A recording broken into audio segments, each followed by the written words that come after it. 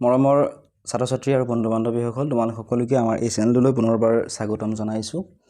National scholarship পৰ্টেলৰ পৰা যিসকল বন্ধু-বান্ধৱীয়ে SC, ST, OBC বা ইছনেটৰ স্কলাৰশ্বিপৰ বাবে এপ্লাই কৰিছিল তেওঁলোকৰ বাবে এই ভিডিঅ'টো বহুত ইম্পৰ্টেণ্ট হয়। এপ্লাই কৰাৰ সময়ত মই কেনেদৰে এপ্লাই কৰিব লাগে, কি ডকুমেণ্টছ লাগিব গোটেইখিনি মই ভিডিঅ' আপলোড কৰি দিছিলোঁ আৰু সেই ভিডিঅ'টো চাই বহু কেইজন ছাত্ৰ-ছাত্ৰীয়ে বা বন্ধু-বান্ধৱীয়ে এপ্লাই কৰিছিলে আৰু বহুতৰ পইচা একাউণ্টত সোমাইছে। কিন্তু বহুতে এতিয়া কমপ্লেইন দি আছে যে পইচাবিলাক কোনো বন্ধু-বান্ধৱীয়ে কমকৈ একাউণ্টত পোৱা বুলি জনাইছে। ঠিক আজিৰ এই ভিডিঅ'টোত ইয়াৰ বিষয়ে আলোচনা কৰিম যে গাইডলাইন অনুসৰি কিমান টকা সোমাব লাগিছিল আৰু কিমান সোমাল গোটেইখিনি আলোচনা কৰা হ'ব। যে ভিডিঅ'টি শেষলৈকে চাই থাকিবা। প্ৰথমতে পোষ্ট মেট্ৰিক অৰ্থাৎ মেট্ৰিক পাছ কৰাৰ পিছত যিসকলে এপ্লাই কৰিছিলে ইয়াৰ কথা আলোচনা কৰিম। ইয়াত যদি আমি তলৰ ফালে চাওঁ অফিচিয়েল ৱেবছাইটটোত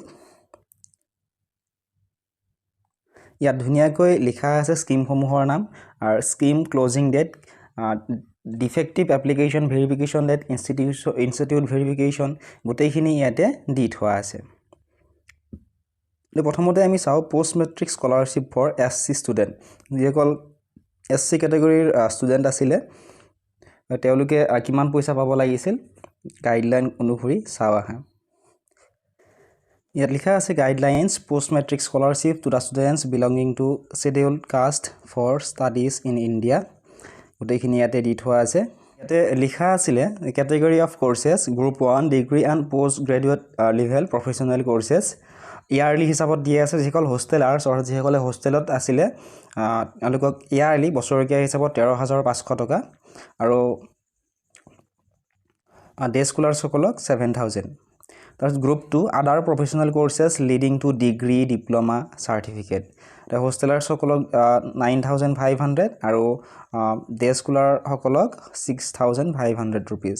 গ্ৰুপ 3 আছে graduate and post graduate courses not covered under group 1 and group 2।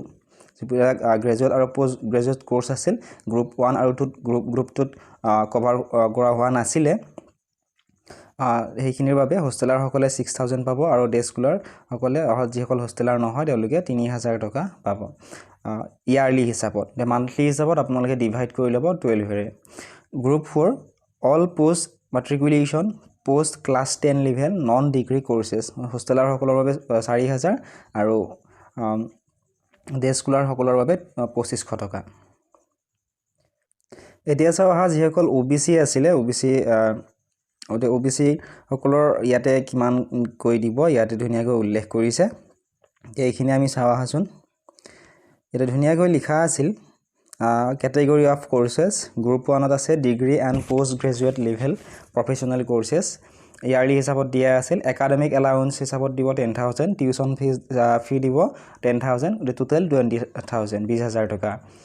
Group 2ত আছে আদাৰ professional courses leading to degree diploma certificate. Academy allowance থাকিব 8,000, টিউশ্যন ফি থাকিব 5,000, টোটেল হ'ব 13,000 13,000।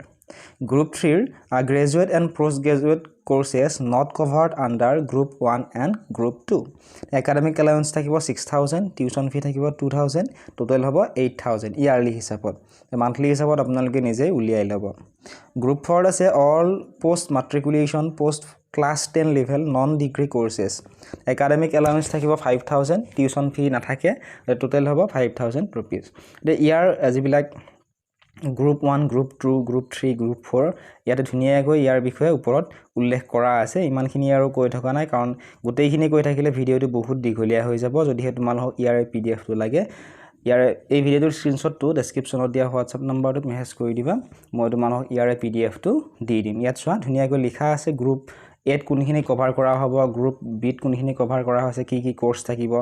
গ্ৰুপ 3 যেনেকুৱা গ্ৰুপ 3 ইয়াত লিখা আছে graduate and post graduate courses cell main courses not covered under group 1 and group 2 example BA BSc BCom etc. MA MSc MCom etc. এনেকুৱা ধৰণে এইখিনি তোমালোকে নিজেই পঢ়ি ল'ব পাৰিবা কি কৰ্চ আছে। গোটেইবিলাক কৈ থাকিলে ভিডিঅ'টো বহুত দীঘলীয়া হৈ যাব।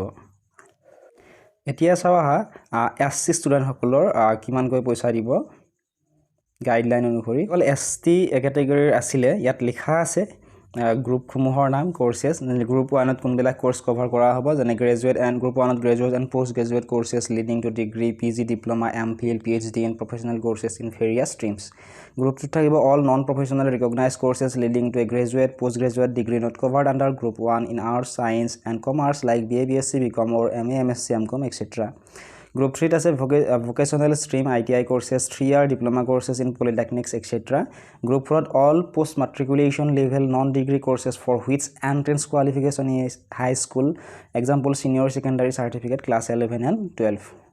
The ইয়াতো ধুনিয়াকৈ উল্লেখ কৰা আছে যে গ্ৰুপ এ কোৰ্সসমূহৰ নাম দিয়া আছে bachelor master degree MPhil PhD degree leading to degree PG diploma in professional courses in various streams যিসকল হোষ্টেলাৰ্ছ আছে হোষ্টেলাৰসকলক মান্থলি হিচাপত দিব 1200 টকা এনুৱেলি দিব 12000 টকা ডে স্কলাৰসকলক মান্থলি 550 টকা এনুৱেলি 5500 টকা group 2 all non professional recognized courses leading to a bachelor master degree MPhil PhD degree not covered under group 1 in arts science and commerce like BA BSc BCom or MA MSc MCom যেসকল হোষ্টেলাৰ আছে হোষ্টেলাৰসকলৰ বাবে 820 টকা আৰু annual monthly হিচাপত 820 টকা আৰু annual হিচাপত 8200 টকা আৰু ডে স্কলাৰসকলৰ বাবে মান্থলি 530 টকা এনুৱেলি 5300 টকা গ্ৰুপ 3 যিসকল পৰে vocational stream ITI courses 3-year diploma courses in polytechnic etc.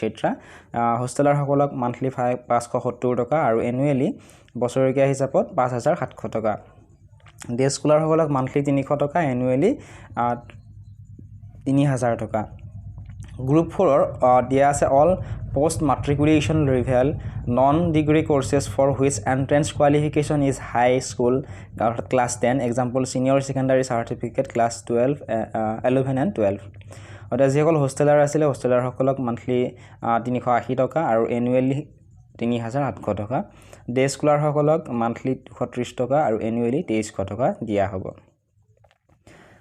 Year related যদি আৰু কিবা কোৱেশ্চন থাকে তোমালোকে সুধিব পাৰা আৰু লগতে জনাবাচোন তোমালোকৰ একাউণ্টত কিমান পইচা সোমাইছে কিবা যদি বুজি নোপোৱা থাকে বা সুধিবলগীয়া থাকে কমেন্ট বক্সত তোমালোকে কমেন্ট কৰি সুধিব পাৰিবা আমাৰ ফেচবুক পেজ হোৱাটছআপ চেনেল যদি ফলো কৰা নাই এতিয়া তোমালোকে ফলো কৰি লবা আৰু যেতিয়া নতুনকৈ ইয়াৰে এপ্লাইসমূহ আহিব বিভিন্ন স্কলাৰশ্বিপৰ মই ভিডিও বনাই আপলোড কৰি দিম তোমালোকে এপ্লাই কৰিবলৈ নাপাহৰিবা চেনেলটো যদি সাবস্ক্ৰাইব কৰা নাই সাবস্ক্ৰাইব কৰি দিবা